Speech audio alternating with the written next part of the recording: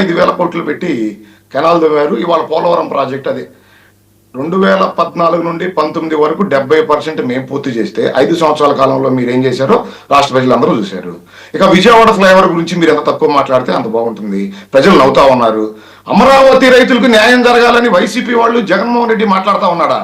ఆ ప్రాంత రైతుల్ని ఎన్ని రకాల వికృత చేష్టలతో మహిళలను కూడా కొట్టించిన ఘనత మీరు. వాళ్ళ రైతుల గురించి మాట్లాడితే నమ్మేవాళ్ళు ఎవరు ఈ రాష్ట్రంలో? మీరు ఈ రాష్ట్రానికి అభివృద్ధికి ఆటంకం మీరు. ఈరోజు నారా చంద్రబాబు నాయుడు గారు ఏదైతే ఈరోజు ఆయన ల్యాండ్ పూలింగ్ వెళ్తా ఉన్నారో ఆ రైతులు వాళ్ళు క్వశ్చన్ చేస్తా ఉన్నారు. కేవలం మీ పరిపాలన ఈరోజు మీరు మాట్లాడుతున్న మాటల మూలాన వాళ్ళకి డౌట్లో అడుగుతా ఉన్నారు తప్ప 2014-19 మధ్యలో ల్యాండ్ పూలింగ్కి రైతులు పూర్తిగా సహకరించారు. వాళ్ళ హర్షాధ్వానాలతో పొలాన్ని రాష్ట్ర ప్రజల కోసం రాజధాని కోసం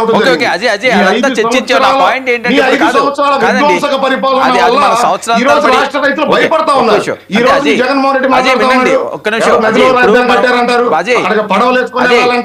అజయ్, చాలా సార్లు సంవత్సరాల తరబడి దీని గురించి మనం మాట్లాడాం. సరే, ఫ్యూచర్ ఏమన్నా చూద్దాం. కానీ ఇప్పుడు ఆయన పాదయాత్ర చేస్తారు అంటున్నారు. మీకు భయం వేస్తుందా జగన్మోహన్ రెడ్డి గారు పాదయాత్ర అంటే? వర్మ గారు, ఆయన పాదయాత్ర కాబట్టి పులిదండాలు పెట్టుకోమనండి, మాకు అభ్యంతరం లేదు. రాష్ట్ర ప్రజలకు అభివృద్ధి, సంక్షేమం, నిరుద్యోగ యువతకు ఉద్యోగ కల్పన. మేమైతే 2024 సార్వత్రిక ఎన్నికల్లో కూటమి పార్టీలు మాటిచ్చి ఎలక్షన్కి వెళ్ళి రాష్ట్ర ప్రజలు మమ్మల్ని ఆశీర్వదించి మాకు పట్టం కట్టారో వాటన్నిటిని నిలబెట్టుకుంటాం. ఈ రాష్ట్రంలో ఉన్న నిరుద్యోగ యువకులకు ఉద్యోగ కల్పన చేస్తాం. రాష్ట్రంలో సంక్షేమం, అభివృద్ధి సమపాలనలో నడిపిస్తాం.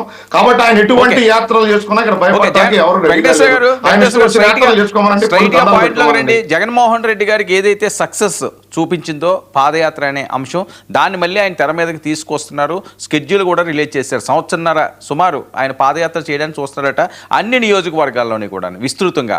ఇప్పటికే ఇన్ఛార్జీలు కూడా త్వరలో నియమించబోతున్నారట. చాలా స్ట్రాంగ్ గా ఆయన వెళ్తున్నారు కొత్త స్ట్రాటజీ తోటి. వెంకటేశ్వర గారు చెప్తారు. వెంకటేశ్వర గారు ప్లీజ్. ఓకే, ఆయన ప్రతిపక్ష హోదాలో ఉన్నారు కాబట్టి ఖచ్చితంగా వాళ్ళ స్ట్రాటజీ వాళ్ళకుంటే వరం గారు చేసుకోవచ్చు, దాంట్లో తప్పేం లేదు. కానీ ప్రతిసారి ఏదో అదే నేను రోడ్లంట నడవంగానే పాదయాత్రతో అయిద్ది అనేది వాళ్ళు ఎంతవరకు అనేది వాళ్ళు ఊహించుకోవాలి. ఏదైనా సక్సెస్ ఎప్పుడైనా దేనికైనా కానీ ఫస్ట్ టైం మీద ఉంటుందో కానీ ప్రతిసారి అదే అయితే నాకు తెలిసినంత వరకు వర్కౌట్ కాదు. నేనేం కోరుతున్నానంటే ప్రతిపక్ష హోదా అడుగుతున్నారు కాబట్టి ప్రతిపక్ష నాయకుడిగా మీరు ప్రజలకు రాండి. ఎక్కడైనా ఇబ్బందులు జరుగుతున్నాయా ప్రజల తరఫున మీరు పోరాడండి. మేము సరి చేయగలం, సరి చేస్తాం. మేము అది కోరుకుంటాం. కానీ ఆయన ఊరికి నాకు గెలిపే లక్ష్యం, నేను గెలవడం కోసమే రోడ్డంతా నడుస్తానంటే అది ప్రతిపక్ష నాయకుడు యొక్క లక్షణం కాదు, రాజకీయ నాయకుల లక్షణం అంతకంటే కాదు. నేనైతే అది చెప్పదలుచుకున్నాను. రైట్, శ్రీనివాస్ రెడ్డి గారు ఒక మాట చెప్పండి. 2019లో ఆ రోజు ఆయన ఎప్పుడు అధికారం చేపట్టలేదు కాబట్టి ఆయనకు ఒక అవకాశం ఇచ్చేదానికి ఆ రోజు ఆ పాదయాత్రలో ఆయన చెప్పిన అబద్ధాలు, ఆయన మాట్లాడిన మోసపూరిత మాటలన్నీ నమ్మి అధికారం ఇచ్చారు.